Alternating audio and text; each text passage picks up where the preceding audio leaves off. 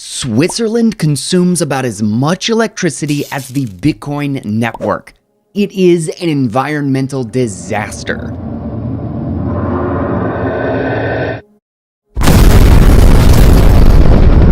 We should ban the use of Switzerland immediately. Here's why this proposal actually makes more sense than banning Bitcoin. If there is an escape, that escape will be used.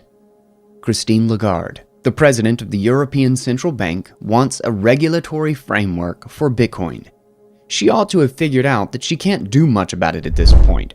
This is one of the most common misconceptions about Bitcoin, that someone somewhere can do something about it.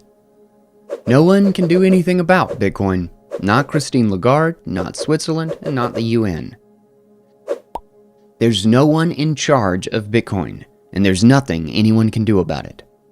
These people ought to be a little more humble in their approach. A local ban on Bitcoin will make the users in that jurisdiction move to a more friendly one. The more friendly the place, the more that place will thrive from having a lot of Bitcoiners there. A restriction on electricity use might force the local miner to close his business. But at the same time, it will make the process more profitable for other miners elsewhere. Satoshi designed Bitcoin to thrive in adversarial conditions. Attacks against it will only fortify its immune system, an immune system made up of individual nodes all around the world. This system ensures that there will never be more than 21 million Bitcoins available. Absolute digital scarcity. Unforgeable production costliness of a monetary good. Humanity has never had that before. Nation-states and central banking have been around for eons. What is a central bank and what does it do? A central bank is a centralized institution that issues a nation-state's money, usually in exchange for government bonds. Bonds that are a promise from the government to pay back the loan at an unknown point in the future. However, that money is owed back with interest. So for every $1 curated, more than $1 is demanded to be returned. But because of the interest on the loan, there's never enough fiat money in circulation to pay it back. Fundamentally, the system must always owe more money as debt than there is money that exists. There is never enough fiat money in circulation to pay it back. This is always the case when banks conjure fiat money into existence. Fiat money is debt. The prevailing economic theory behind the mechanics of money states that this is a good thing. It keeps people incentivized to spend their money. Fiat economists believe spending to be a good thing, since every trade produces a new good or service. And there's no limit to how many times you can spend a €100 bill, right? Well, spending can be good for an economy, but it doesn't have to be. An investment in something that can produce value in the future is a good thing. Wasteful consumption for consumption's sake is not.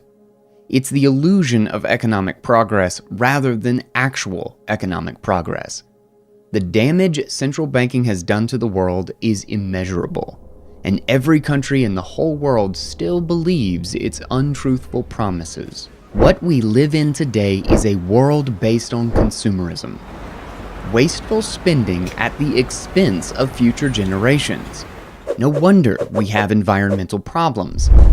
Production and transportation costs are lower than ever. The vectors all point in the same direction. Zero marginal costs.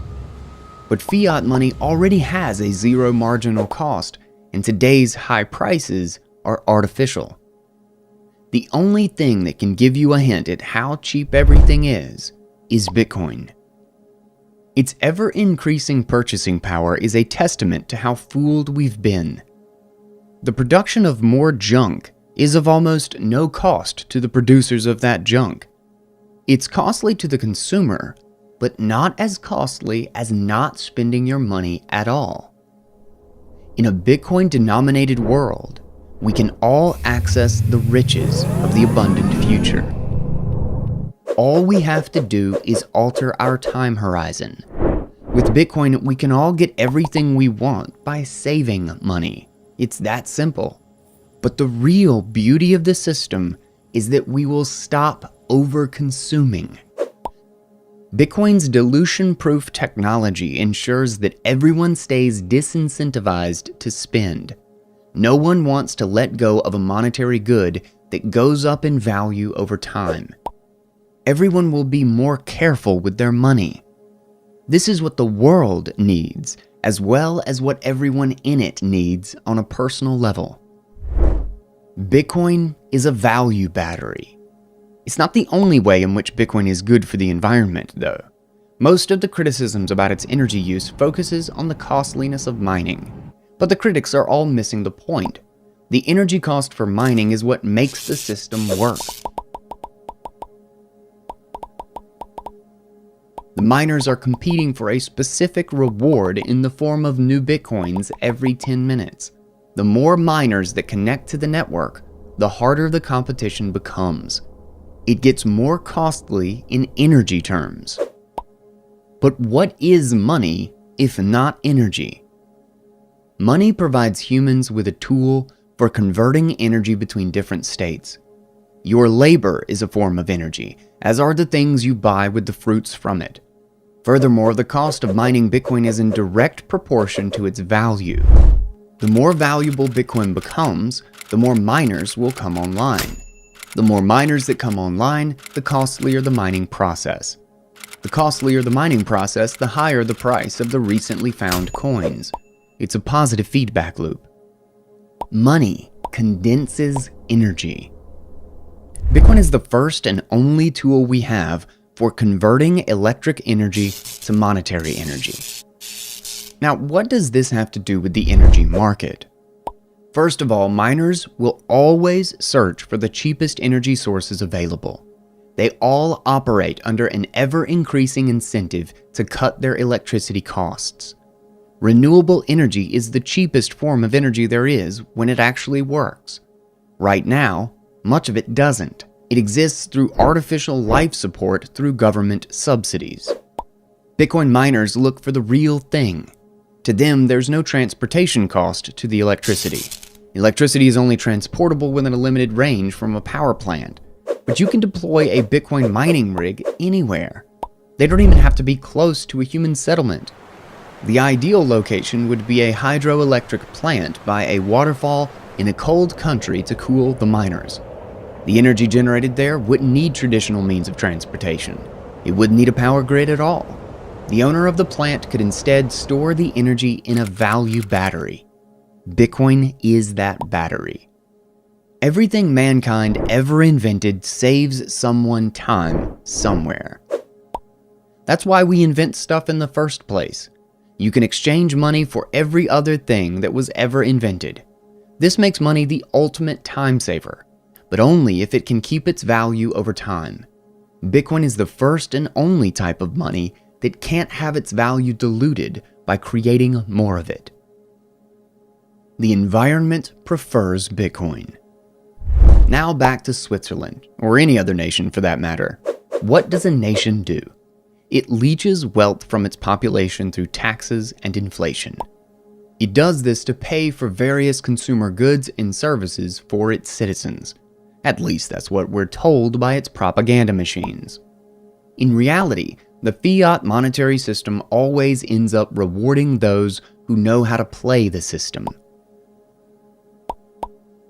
not those that actually produce value for their fellow human beings.